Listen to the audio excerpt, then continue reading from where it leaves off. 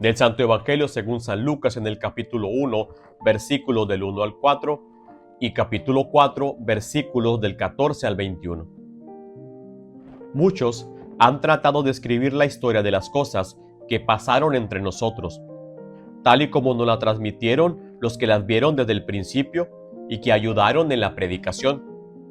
Yo también, ilustre Teófilo, después de haberme informado minuciosamente de todo, desde sus principios, pensé escribírtelo por orden, para que veas la verdad de lo que se te ha enseñado. Después de que Jesús fue tentado por el demonio en el desierto, impulsado por el Espíritu volvió a Galilea. Iba enseñando en las sinagogas, todos lo alababan y su fama se extendió por toda la región. Fue también a Nazaret, donde se había criado. Entró en la sinagoga, como era su costumbre hacerlo los sábados, y se levantó para hacer la lectura. Se le dio el volumen del profeta Isaías, lo desenrolló y encontró el pasaje en que estaba escrito: El Espíritu del Señor está sobre mí, porque me ha ungido para llevar a los pobres la buena nueva, para anunciar la liberación a los cautivos y la curación a los ciegos, para dar libertad a los oprimidos y proclamar el año de gracia del Señor. Enrolló el volumen, lo devolvió al encargado y se sentó. Los ojos de todos los asistentes a la sinagoga estaban fijos en él.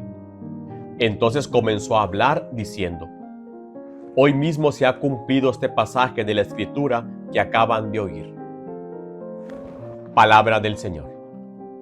Nos encontramos en el tercer domingo del tiempo ordinario. Ese domingo ha estado instituido como el Domingo de la Palabra.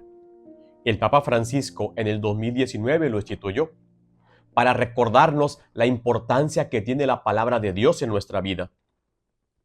En este domingo, la primera lectura del libro de Nehemías nos narra cómo el sacerdote Esdras hace lectura de la palabra de Dios y el pueblo que regresa del destierro llora, se alegra, porque hacía mucho tiempo que no escuchaba la palabra de Dios, no escuchaba la proclamación.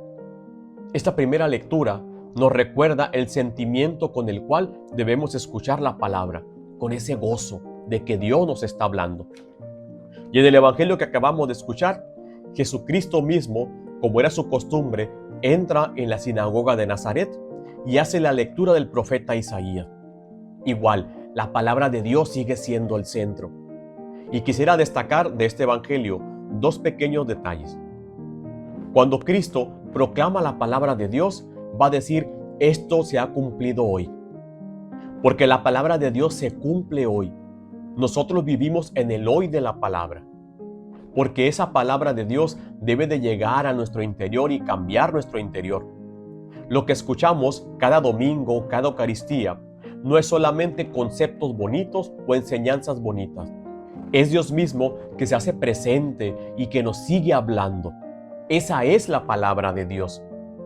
Y otro detalle importante de esta lectura que hace Jesucristo del profeta Isaías es que la palabra es liberadora. No es una palabra condenatoria. Es una palabra que ha venido para aligerarnos la carga. Es una palabra que ha venido a sacarnos del sufrimiento. Por eso se va a dirigir a los pobres, a los cautivos, a los oprimidos, a los ciegos, porque es una palabra que en vez de fijarse en el pecado de las personas, ha venido a sacarnos de la ruina que vivimos. Entonces, tenemos dos cosas importantes para este domingo de la palabra. Primero, que al escucharla, es Dios mismo que nos está hablando.